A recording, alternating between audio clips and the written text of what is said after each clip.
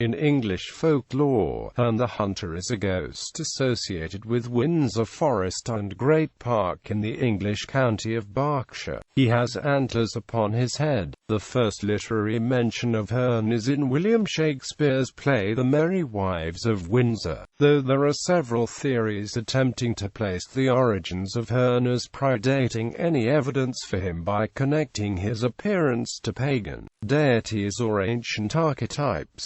Herne has appeared in various books, TV series and other media since his first mention by Shakespeare. Legend. For such an iconic figure, there is surprisingly little written evidence for Herne the Hunter before the 1840s. Shakespeare, as the earliest source, merely describes Herne the Hunter as a spirit, and sometime a keeper, in Windsor Forest, who is seen to walk round about an oak, with great ragged horns, at midnight during winter time. 200 years later, in 1792, Samuel Ireland slightly expands on Shakespeare as follows. The story of this Herne, who was keeper in the forest in the time of Elizabeth, runs thus: that having committed some great offence, for which he feared to lose his situation and fall into disgrace, he was induced to hang himself on this tree. William Ainsworth's romantic novel Windsor Castle, which began serialization in 1842, contains a fictionalized account of the origins of Herne the Hunter set during the reign of Richard II. This fabrication was popular with the Victorians, and has come down to the present day as being the legend.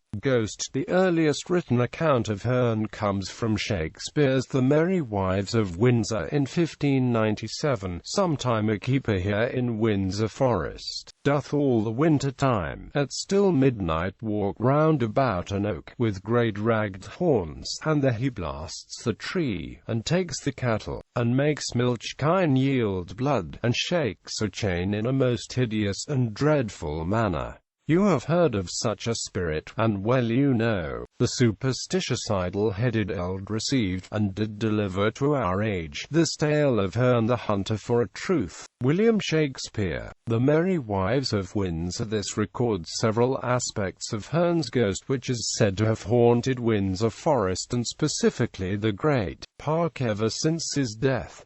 Further details have entered local folklore from reported sightings, such as those in the 1920s. He appears antlered, sometimes beneath the tree on which he was hanged, known as Hearns Oak, but more often riding his horse, accompanied by other wild huntsmen and the captured souls of those he has encountered on his journey. He has a phosphorescent glow and is accompanied by demon hounds, a horned owl and other creatures of the forest.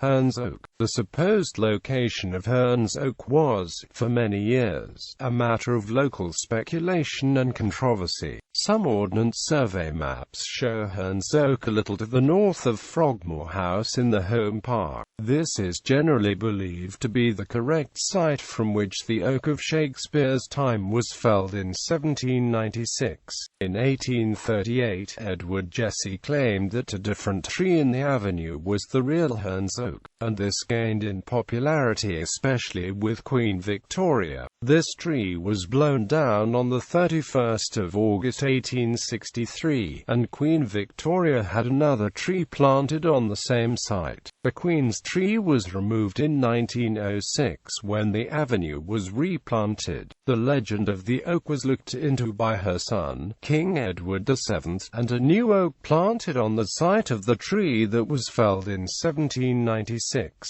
Possible origins. Various theories have been proposed to account for the origin of the character, none of which has been proved conclusive, and the source for many of the tales told of Herne remain unknown. Paleolithic origins and relationship with the Celtic Cernunnos. In his 1929 book, The History of the Devil, the Horned God of the West. Herne. Love Thompson suggests that Herne, as well as other wild huntsmen in European folklore, all derive from the same ancient source, citing that Herne may be a cognate of the name of Gaulish deity Cernunnos in the same way that the English horn is a cognate of the Latin cornus, explaining that, as the Latin cornu changes into horn, so might Cern change into Herne, and adding, in any case the reader may also be prepared to recognize Cernunnos and the older magician who emerged as the wild huntsman. My assumption is that these two forms have been derived from the same Paleolithic ancestor and can, indeed, be regarded as two aspects of one central figure. Will help us to understand the identification of Herlichen and Herne, whom I will take as the most familiar example of the huntsman. Some modern neo-pagans such as Wiccans accept Low Thompson's equation of Herne with Cernunnos. Herne, however, is a localized figure, not found outside Berkshire and the regions of the surrounding counties into which Windsor Forest once spread. Clear evidence for the worship of Cernunnos has, however, been recovered only on the European mainland, and not in Britain. Herne could be derived ultimately from the same Indo-European root *n, meaning bone or horn, from which Cernunnos derives. However, a more direct source may be the Old English Herne, meaning horn or corner, which is inconsistent with the Cernunnos theory. Anglo-Saxon deity. In the early Middle Ages, Windsor Forest came under the control of the pagan Angles, who worshipped their own pantheon of gods, including Woden, who was sometimes depicted as horned, and whose Norse equivalent Odin rode across the night sky with his own wild hunt and hanged himself on the world tree Yggdrasil to learn the secret of the runic alphabet. It has been suggested that the name Herne is derived from the title Hyrien, a title used for Woden in his role as leader of fallen warriors. Another wild hunt-associated folkloric figure, King Herne, started as the Old English Herlösinning, a figure that is usually said to be Woden, but was later reimagined by Walter Map in literature as a Brythonic king who, after traveling to another world, returns to find his lands inhabited by Englishmen, has a name that has also been connected to Hyrien and thus also possibly to Herne.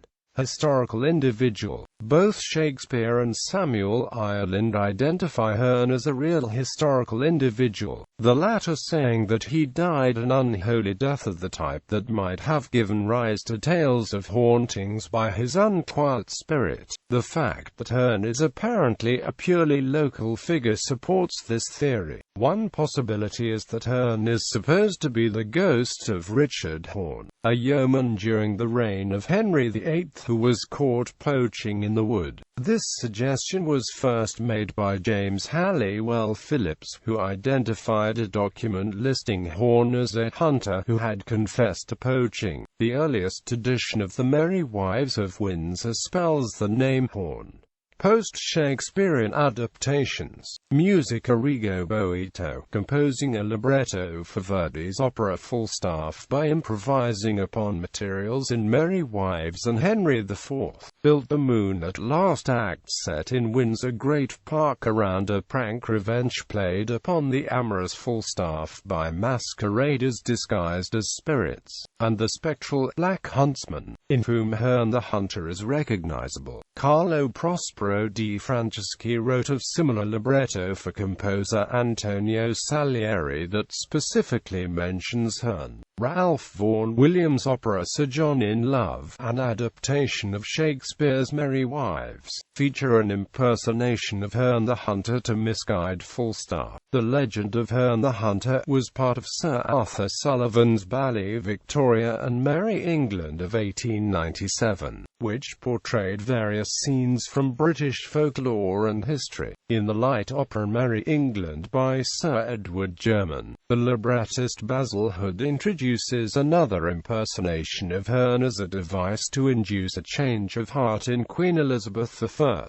One of the earliest recordings by British progressive rock band Marillion is an instrumental song titled Herne the Hunter, based on the legend. Herne is a track on the 1984 LP Legend by Clannad. Herne the Hunter features in the lyrics of the song English Fire by Cradle of Filth on their album Nymphetamine. On the 2008 album Blessings by S.J. Tucker, a song is titled Hymn to Herne. Singer-songwriter Kenny Klein has written and recorded 2 different songs about the legend of Herne, one of which, Hearns Oak, is featured on the soundtrack of the documentary Deep Down, A Story from the Heart by Jen Gilliman and Sally Rubin. In 2011, the pagan metal band Hearne released an album called Face of the Hunter, inspired by the 1980s TV series Robin of Sherwood. The album introduction describes the famous falling whole tone motif that occurs in each episode. Herne is the feature song for the Mythe folk musician Lily Hearn in her debut album, Heart. British black metal band Old Corpse Road, known for the English folklore themes in the music, released a song entitled Herne of Windsor Forest on the June 2016 album of Campfires and Evening Mists. Literature. William Harrison Ainsworth's Victorian romance of Windsor Castle featured Herne and popularised him. Herne the Hunter appears in Susan Cooper's The Dark is Rising sequence, where he plays a key part in the end of the book by the same name and the series ending Silver on the Tree. Herne the Hunter is a parody of Herne the Hunter in Terry Pratchett's Discworld series. He is a small god and the patron of those animals destined to end up as a brief, crunchy squeak. Herne the Hunter is a key figure in Ruth Nichols' children's novel The Marrow of the World. His character has no supernatural attributes. English poet laureate John Masefield included Herne the Hunter as a benevolent spirit of the woodlands in his children's book The Box of Delights. Herne made an appearance in the Bitterbind trilogy by Cecilia Dart Thornton. In these books, Herne is portrayed as a powerful, unsilly wight by the name of Huon who leads his hellhounds in search of the main protagonist. Herne the Hunter appears as a supporting character in Simon Green's Night Sight series. He actually appears on the cover of Hex and the City, although his role in the actual novel is rather inconsequential. Herne the Hunter is one of the main antagonists in C. E. Murphy's Urban Shaman. Herne is the deer god in the book Firebringer by David Clement Davies. Herne the Hunter, also named as Ceneros, is a character in Michael Scott's series of The Alchemist, The Immortal Secrets of Nicholas Flamel, in Jim Butcher's Dresden Files series. In the book Cold Days, the Earl King is referred to as Lord Herne. Herne the Hunter is a character in the book Hunted, which is part of the series The Iron Druid Chronicles by, oddly enough, Kevin Hearne. Herne the Hunter is the monster in the book A Monster Calls, written by Patrick Ness. Herne the Hunter of the Merzen consort of the Queen, also known by the title Starbuck in the 1980 novel The Snow Queen by Joan D. Vinge, won the Hugo Award for Best Novel in 1981 and also nominated for the Nebula Award that same year. Herne the Hunter is one of the major arcana cards in Chrysalis Tarot. Other references. Herne was incorporated into the Robin Hood legend in the 1984 television series Robin of Sherwood. In it, Robin of Locksley is called by Herne to take on the mantle of the Hooded Man, which Robin's father had predicted beforehand. It is Herne who encourages Locksley to become Robin the Hood and to use his band of outlaws to fight for good against the evil Norman oppressors. Herne's appearance bears a very strong resemblance to the illustrations that previously depicted him, in that an otherwise unnamed shaman character, portrayed by actor John Abernethy dons a stag's head and tells Robone that, when the horned one possesses, he becomes the spirit of the forest. Herne featured in 17 of the 26 episodes of the series and was shown to have various magical abilities. The series adaptation of the Robin Hood mythos has become extremely influential, and many of its brand new elements have since been reinterpreted in a manner of different ways in nearly all of the subsequent films and television series of the legend. Herne the Hunter is also featured as a guiding character in John Masefield's novel The Box of Delights and the 1984 BBC TV adaptation. Herne is a forest spirit in issue No. 26 of the Green Arrow comic book series. In 2010, Herne the Hunter appeared in the Big Finish Doctor Who audio adventure Leviathan, a lost story from the Colin Baker years. In Leslie Livingston's 2008 debut novel, Wondrous Strange, Herne is an ancient hunter and former lover of Queen Mabh, who now owns the Tavern on the Green in Central Park, New York City. A person playing Herne the Hunter appears in comic book Hellboy: The Wild Hunt. A deer-headed huntsman named Herne appears in Ursula Vernon's Hugo Award-winning webcomic Digger. The Danish band Wuthering Heights published a song called Longing for the Woods Part 3, Herne's prophecy, on their album Far from the Madding Crowd in 2004, and Eric Ravn also said, "Herne protect you," at the end of the live show at the Prog Power Festival in Atlanta, Georgia in the summer of 2004. Herne was featured in an independent British horror movie entitled Call of the Hunter, produced in 2009. In the summer of 1962, 3 teenagers went on a camping trip into Herongate Woods. What started out as a fun trip ended in a nightmare as one of the boys met with a tragic death. The other 2 escaped, but could only relay a tale of a hooded and horned man who terrorized them. 40 years later, Caroline meets with a mysterious and tragic death. Ralph, now the only survivor, returns to the scene of the original incident with a documentary crew. As he relives the unfortunate episode, the past catches up with him as the hooded man returns and the spirit of the forest is awoken with chilling consequences. The Blood Moon expansion for the fantasy computer RPG The Elder Scrolls III: Morrowind includes a key character called Herne the Hunter, a horned deity clearly heavily influenced by Herne the Hunter and Cernunnos. Herne is mentioned and used as a character in the book Hunted by Kevin Hearne. Hunted is the 6th book in the Iron Druid Chronicles.